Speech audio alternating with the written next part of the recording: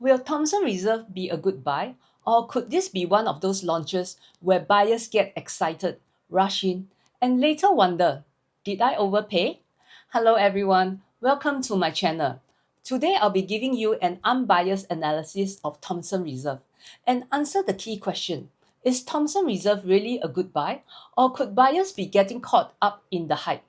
With new launches already pushing into the high 2000 PSF range and some asking whether 3000 PSF could become the new norm. The bigger question on everybody's mind is, at what price does Thomson Reserve still make sense, whether you're buying for own stay or investment? So in this video, I will break it down from a buyer's point of view, not just whether the project is attractive, but whether the price, quantum, unit selection, and future exit story actually work. Let's start with the location. Thomson Reserve sits on the former Thomson View site. It's going to be a large-scale development with around 1,268 units, ranging from 2-bedroom to 5-bedroom in the mature Upper Thomson estate. And this is important because Upper Thomson has already proven itself. You already have Upper Thomson MRT, Thomson Plaza, Ai Tong School. You are surrounded by 5 nature parks and the Upper Thomson food belt. So this location is not based on future imagination where we need to say maybe one day when the area transform, buyers will come type of location. No.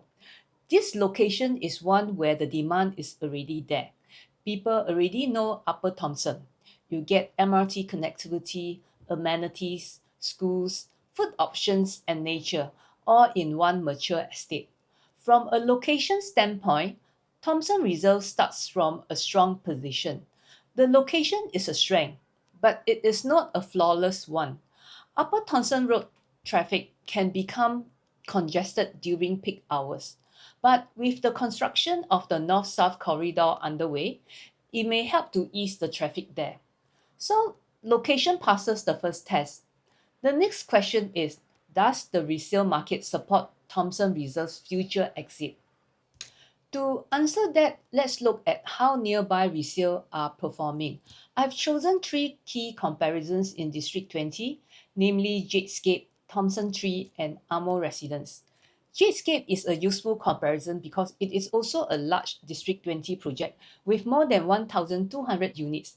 And this matters because some buyers are worried that there will be too much competition when they sell. I can understand the concern, but Jadescape shows that a large District 20 project can still exit well when the location, entry price, and demand are strong. Based on the resale data, some 2-bedroom units at Jadescape made profits of around 500 to over 600,000. 3-bedroom and larger units crossed 900,000 to over 1 million in profit. So scale itself is not a problem. Now let's look at Thomson 3. This is even more location relevant because Thomson 3 is also near Upper Thomson MRT, Ai Tong School, and Thomson Plaza. Even though Thomson 3 is very much older, the profits are still strong. For 2-bedroom units, profits range from 238,000 to 567,000. For 3-bedroom, profits range from around 590 to over a million. Every resale transaction recorded so far has been profitable. So this tells us something very important. Upper Thomson is not just a nice on-stay location. Buyers have already shown that they are willing to pay strong resale prices for homes in that area. Then Amo Residence completes the picture as the newest development that has achieved TOP this year. So District 20 has demand, and Upper Thomson has exit support, and newer projects in the area can command a premium. But what could be considered a fair price for Thomson Reserve? If you compare a new launch project directly with resale projects, the PSF gap may look wide, but an older resale project and a brand new launch are not exactly the same product. Older projects have shorter remaining leases, different layout efficiency, different maintenance conditions, and were built before the current harmonized GFA rules. A raw PSF comparison can be misleading. To make an apple-to-apple comparison, I've applied two adjustments. A lease top-up bring the resale development back to a 99-year lease as if it were launching today, and a 7% harmonization adjustment to reflect the GFA rule difference. These adjustments aren't figures I invented. They are commonly used valuation approaches to normalize differences between older resale projects and today's harmonized GFA developments. The numbers look very different once you do that. With the adjustment, the mid to high benchmarks is between roughly 2,768 and 2,904 PSF. So if Thomson Reserve launches around 2,700 to 2,900 PSF, that sits within what the adjusted comparables suggest is a fair value zone. Not cheap, but defensible against nearby resale once you normalize for lease and GFA. So at the right launch price, Thomson Reserve isn't obviously overpriced. Now, the actual launch PSF isn't confirmed at the time of this video. So treat that range as the benchmark to test the launch price against, not a prediction.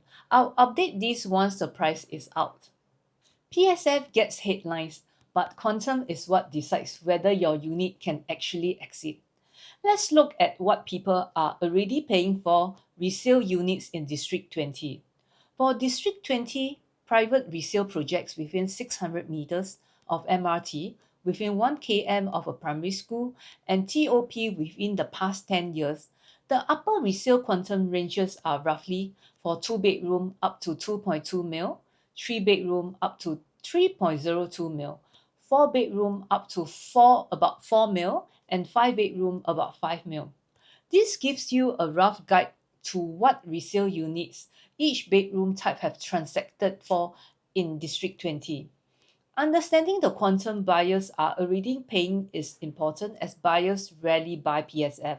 They buy based on affordability. If Thomson Reserve launches within a similar quantum range, then that's something buyers should pay attention to. The next question is whether future buyers will see value when it's your turn to sell. One of the common problems buyers face on booking day is that their ballot queue number are not that great, and by the time it's their turn to book, they are only left with units with higher PSF. With talks that 3,000 PSF could become the new norm for future new launches, would it be sensible to buy a unit, for example, at Thomson Reserve at 3,000 PSF then? One way to think about this is to ask, when I exit, what will future new launches be selling at? Because your future buyer won't only compare Thomson Reserve against District 20 resale. They will also compare it against the new launches available at that time. And we need to understand that the market has shifted. Recent RCR harmonized launches are already in the high 2000 PSF range. For some units at Penreef and the Ori, they have already crossed 3000 PSF. So buyers have already accepted high 2000 PSF pricing in strong RCR locations, with some units already cleared 3000 PSF. Now look at OCR. Pioneer residences in Tampines achieve around 2,500 plus PSF. Vela Bay in Bayshore achieve around 2,800 plus PSF. So OCR projects are already moving into the mid to high 2,000 PSF range. Is 3,000 PSF in a mature RCR location still unthinkable? Maybe not. So this brings me to talk about land costs and how it affects developers price their new launches. Some buyers tells me they will wait because prices might fall. Here's why waiting may not necessarily give you a cheaper entry. Recent OCR land bids, Chuan Grove, Bedok Rise, have crossed 1,300 PSF PPR. Lentor Central is around 1,278 PSF PPR. Thomson Reserve's land cost sits close to Hougang Central and even below some of these newer OCR land bids. That matters because Land cost sets the floor for future launch pricing.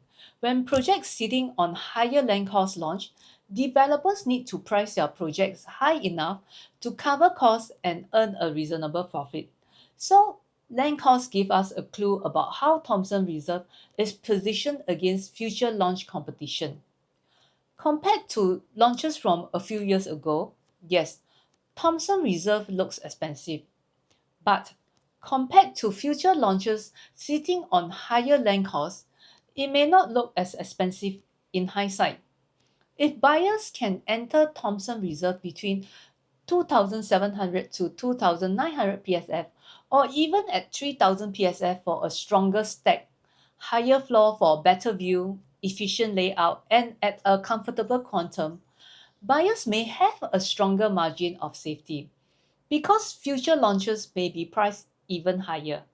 In other words, a future buyer may look at Thomson Reserve and think, this is a newer District 20 project, not in a Ulu location. It is in a mature estate and it is still priced below many future launches. That's what gives this project a more convincing exit strategy. So expensive today does not always mean expensive tomorrow.